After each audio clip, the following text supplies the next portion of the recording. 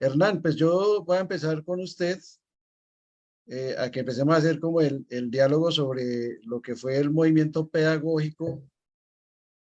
Eh, Va a meterme aquí a mi cuento de los 40 años del movimiento pedagógico.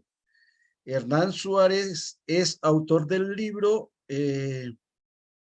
Mitos y Realidades a los 20 años del movimiento pedagógico. Hernán es el director de la revista Educación y Cultura y director de la revista Escuela y Pedagogía. Hernán, pues sabemos que usted tiene una gran trayectoria sobre lo que fue el movimiento pedagógico. Si nos puedes ir hablando acerca de esto en aquella época, que más o menos fue por ahí en los años eh, 80, 85, 90, que se da todo este gran movimiento pedagógico. Como cuáles serían los inicios de esas discusiones pedagógicas que se empezaron a dar en el magisterio. Gracias, Jairo. Gracias, Hernán. Ya Jairo ha hecho la presentación de Hernán, pero ante todo queremos señalar que Hernán Suárez ha sido un hombre que ha estado permanentemente en el movimiento pedagógico en los últimos, desde sus inicios. Por eso, pues además de lo que se ha presentado por parte de Jairo, pues queremos insistir en preguntarle a Hernán. Bueno, Hernán, hace 40 años, 1982, ¿dónde estaba Hernán Suárez? Bueno, yo en 1982 era maestro del distrito en la escuela Montebello y con un grupo de educadores que estábamos organizados alrededor de la Escuela Nacional Sindical, entre ellos el profesor Ismael Beltrán, que en paz descanse, el profesor Álvaro Argote, el profesor Galvis, el profesor María Antolines y otros educadores. Nos agrupamos alrededor de la inquietud sobre lo que debería ser un movimiento pedagógico. Ya en el país se hablaba de este tema desde 1981. Y llevamos a la ciudad de Bucaramanga una ponencia titulada por un movimiento pedagógico democrático y popular, donde básicamente lo que planteaba este documento, al igual que otros que convergieron en este congreso, era que el magisterio debería dar un gran salto en sus luchas y no solo ocuparse de sus asuntos de orden reivindicativo, salarial o prestacional, sino asumir la tarea de plantearle al país un movimiento pedagógico que luchara por una gran reforma de la educación y de la enseñanza. Ese era el gran propósito. Por supuesto, esto fue una propuesta que conmocionó, digamos, al país y al magisterio, porque por primera vez un gremio se preocupaba no solo de sus propios intereses corporativos, sino también se ocupaba de un interés mayor, que es el futuro y la calidad de la educación. Por eso, digamos, cuando compilé un libro titulado Mitos y Realidades del Movimiento Pedagógico a sus 20 años, utilicé la palabra mito para señalar que en Bucaramanga y en el Congreso, y en el primer Congreso Pedagógico realizado en Bogotá en 1985, se construyó el gran mito que sigue teniendo plena vigencia, y es que los educadores le proponen al país una gran reforma de la educación y la enseñanza. Y parte de ese mito se logró avanzar con la expedición de la Ley General de Educación, que sin duda alguna es tal vez una de las conquistas más importantes de ese movimiento pedagógico, el lograr que tanto el gobierno como el parlamento acometieran la tarea de expedir una ley que consagraba, que hubiéramos querido que hubiera sido una ley estatutaria, pero no se logró, pero contamos con una ley general de educación, pero no basta una ley general de educación, pues los gobiernos a través de su gestión y administración educativa no han desarrollado plenamente todo lo que allí está consagrado en esta ley tan importante, pero no solo, digamos, las autoridades educativas. personalmente considero que también al magisterio le ha faltado una mayor apropiación de esta ley. Sobre todo hay una parte de la ley que es fundamental, que es la de la autonomía escolar. Correcto, Y muy esa bien, sí. autonomía escolar debe ejercer el magisterio si quiere lograr una transformación de la educación. Bueno, Hernán, creo que estamos de acuerdo entonces en este punto sobre que la mayor conquista es la ley 115/94, por lo menos las conquistas o los logros que logramos consignar en la ley 115/94, creemos que está lo más importante es el rescate del término colegium, de los procesos colectivos en los procesos educativos, y pues que no la hemos apropiado como corresponde, y eso es materia, pues parte de nuestra discusión.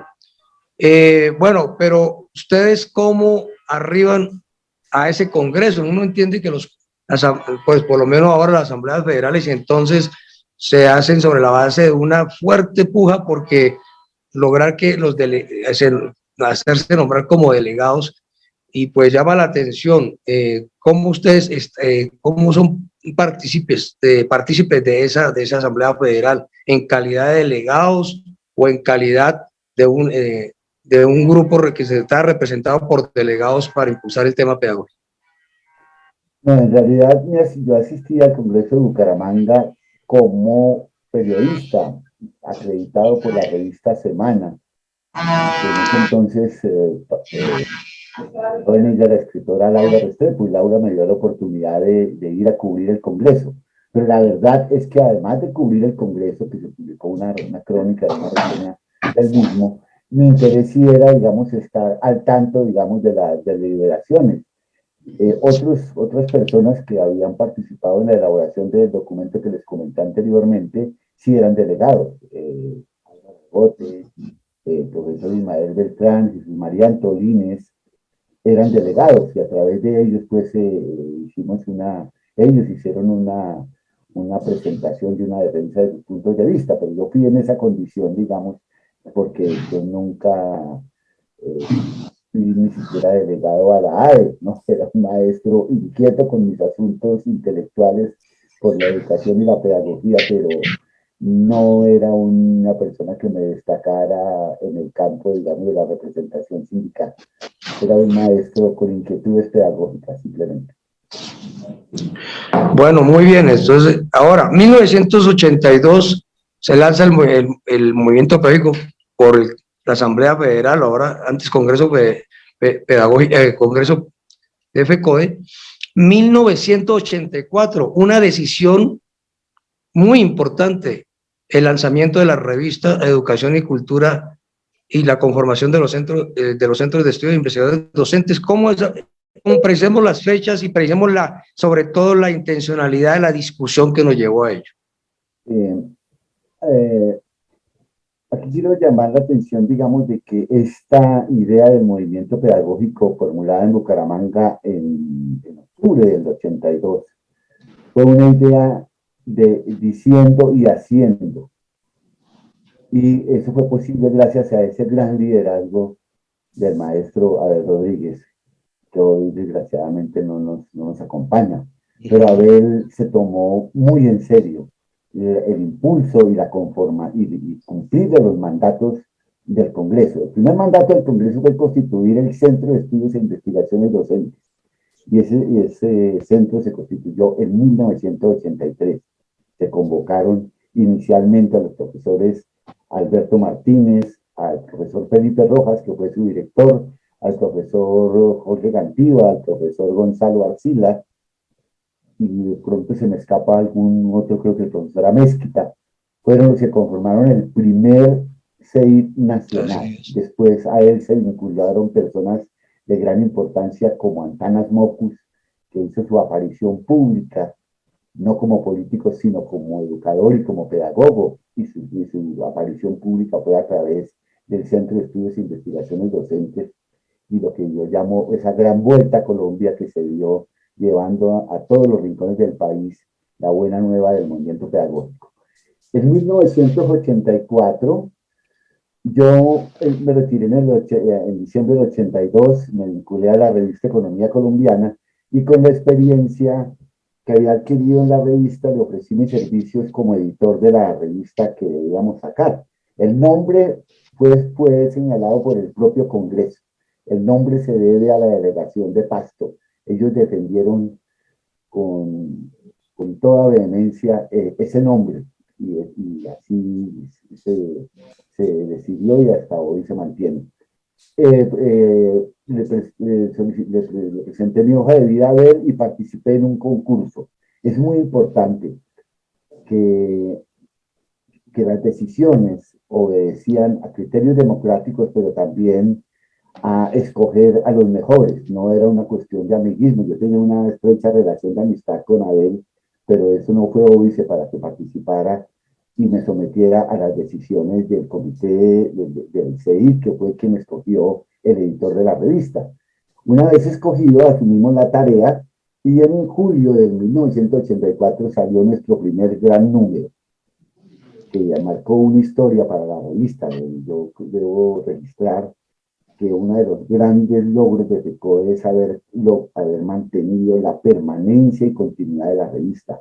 Yo creo que muy pocos sindicatos en el mundo pueden mostrar una continuidad y una permanencia de una publicación como lo ha hecho Educación y Cultura, gracias al esfuerzo de todos los que me sucedieron. Yo estuve durante 22 años en la revista y después llegaron nuevas personas que han preservado y mantenido este gran proyecto editorial de los maestros, del cual me siento muy complacido de haber contribuido a su creación.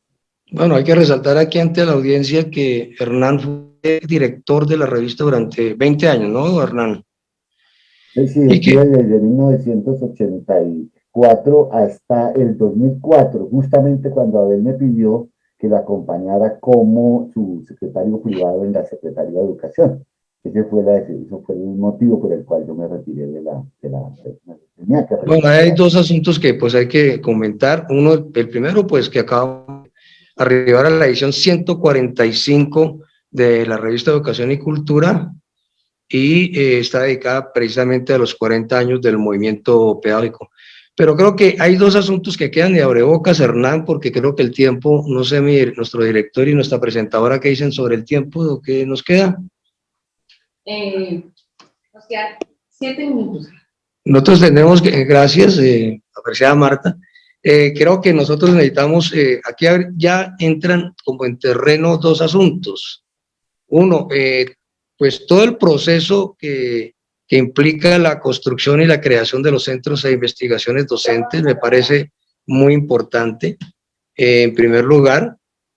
En segundo lugar, los criterios de la revista, es decir, yo creo que la revista también se hace con unos criterios que para nosotros pues tenemos que recordarlos y reiterarlos si es así. Y tercero, lo que acaba de decir Hernán, que su retiro es cuando precisamente Abel asume como secretario de Educación. Y yo quisiera decir que este es como otro momento, un momento del reto del movimiento pedagógico es la ley 115, pero yo me arriesgaría a señalar también que un momento clave en que por eso se pudo sintetizar, porque se pudo realizar parte del movimiento pedagógico, también tiene que ver con las concreciones y realizaciones durante la Secretaría de Educación bajo la dirección de Abel en Bogotá. Entonces, bueno, hay temas provocadores aquí, no sé cuál de los tres quisiera asumir, Hernán, en los minutos que nos restan y dejar abierta la posibilidad de seguir conversando en la próxima emisión, si así Hernán lo quiere. No, me gustaría, digamos, subrayar eso que tú has señalado, de que de alguna manera la Secretaría de Abel Rodríguez es también un resultado, digamos, y un hijo del movimiento pedagógico. Como quiera que con Abel se realizó una profunda transformación de la educación en Bogotá. Y esa transformación tuvo dos principios. El principio del derecho a la educación, es decir, el derecho a la educación en su sentido más amplio, que no consiste simplemente en garantizarle un cupo, en darle la oportunidad a un estudiante de que se matricule. El derecho a la educación implica muchas cosas. para que efectivamente ese derecho pueda ser garantizado y ejercido por los jóvenes y por los niños de la ciudad. Y Abel también introdujo algo que era extraño a la Secretaría de Educación, y es la pedagogía como un saber y como una práctica sin la cual no es posible pensar la educación. Por eso considero que con Abel se demostró que los maestros están en condiciones de formular, de materializar y de realizar una gran transformación de la educación y la enseñanza que estamos en moda de realizar. Correcto, yo creo que... Libro, perdóname, cualquiera que mira el libro de Abel, Realización de un Ideario Pedagógico, podrá ver todos los campos en los cuales el movimiento pedagógico y los maestros pueden tener una notable influencia. Yo aspiro a que con estos nuevos aires que corren, con este nuevo gobierno, estemos más cerca de retomar los ideales y los propósitos que animaron desde su fundación al movimiento pedagógico.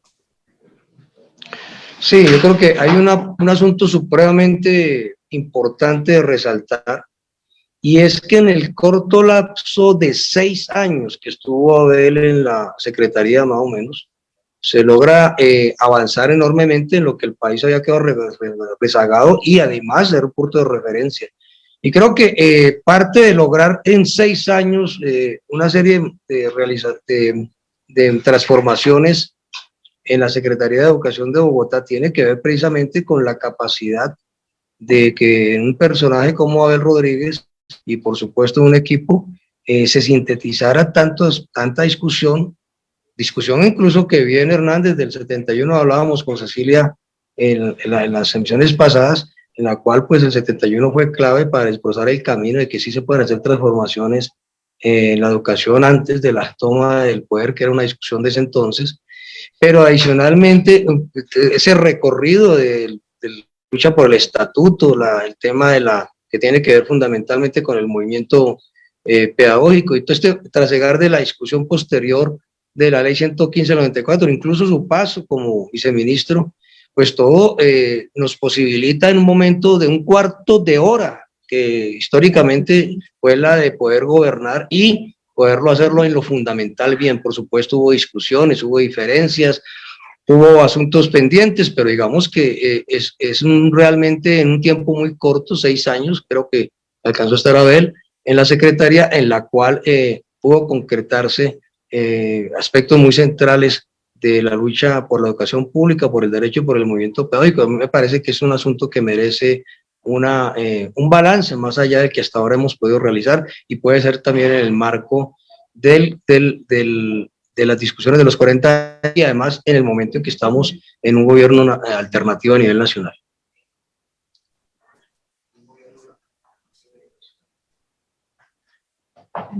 Miguel, yo simplemente quiero agradecerte tu amable invitación, tu generosidad, y por supuesto a los demás, a Jairo y a los demás integrantes del programa. Y si ustedes lo consideran que podamos profundizar en algunos aspectos y puntos de esta gran historia del movimiento pedagógico, y sobre todo poder discutir algunas ideas sobre el futuro y sobre el presente, que son, creo, lo más importantes que su pasado.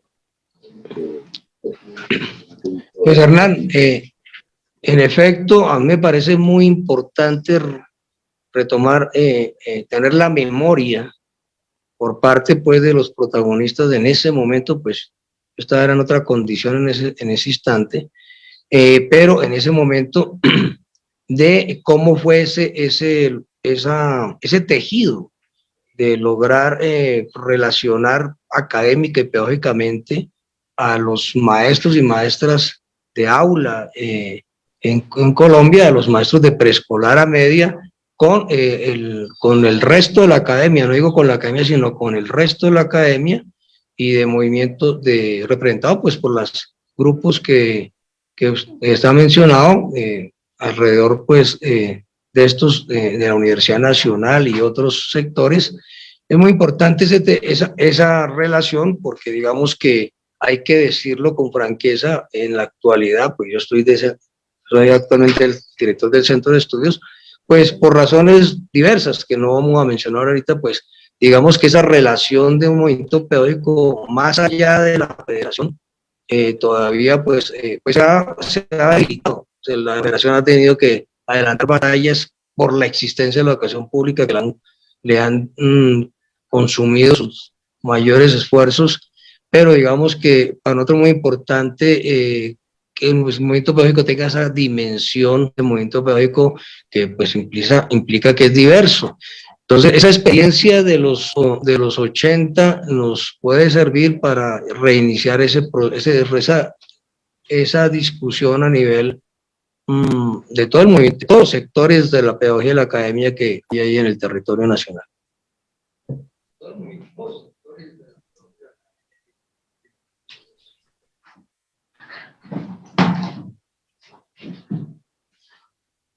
¿Aló?